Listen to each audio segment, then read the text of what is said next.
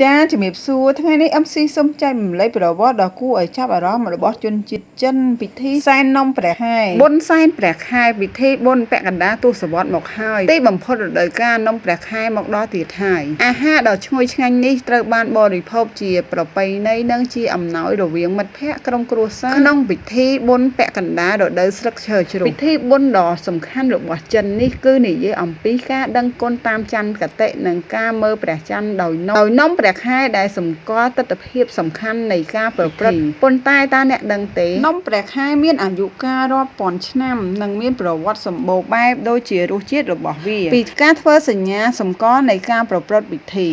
ដើមកំណើតនំមានអាយុកាលជាង 3000 ឆ្នាំយោងតាមកំណត់ត្រាប្រវត្តិសាស្ត្រជាង 3000 ឆ្នាំមុននៅក្នុងរាជវង្សសាននិងសតវត្សទី 17 មុនគ្រិស្តសករាជ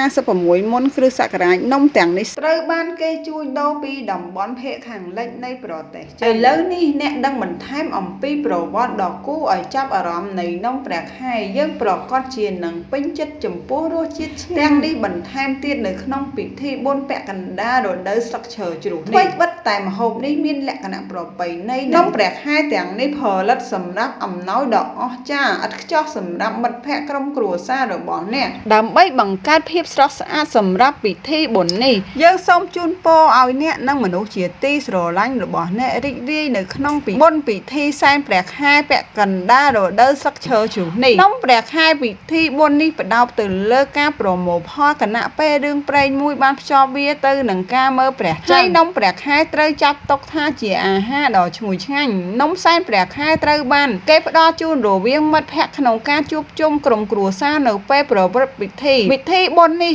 ត្រូវបានចាត់ទុកយ៉ាងទូលំទូលាយថាជាពិធីមួយក្នុងចំណោមពិធីដ៏សំខាន់បំផុតទាំង4របស់ប្រទេសចិនចាជាចុងបញ្ចប់នេះខ្ញុំសូមអរគុណបងប្អូនទាំងអស់គ្នាដែលបានចូលមើលនិងស្ដាប់តាំងពីដើមដល់ចប់អត្ថបទរបស់នាងខ្ញុំដកស្រង់ចេញពី website នៃប្រទេសចិនតើតើនៅប្រវត្តិពិធីសែនបុណ្យលោកខែនៃប្រទេសចិននេះគឺមានប្រវត្តិច្រើនខ្ញុំសូមដកស្រង់តែមួយចំណុចតូចមកបកស្រាយចាអរគុណចំពោះបងប្អូនសូមជួយ Subscribe Channel YouTube ក៏ដូច Follow Page អ្នកមួយផងអរគុណជួបគ្នាក្នុងវីដេអូក្រោយៗទៀត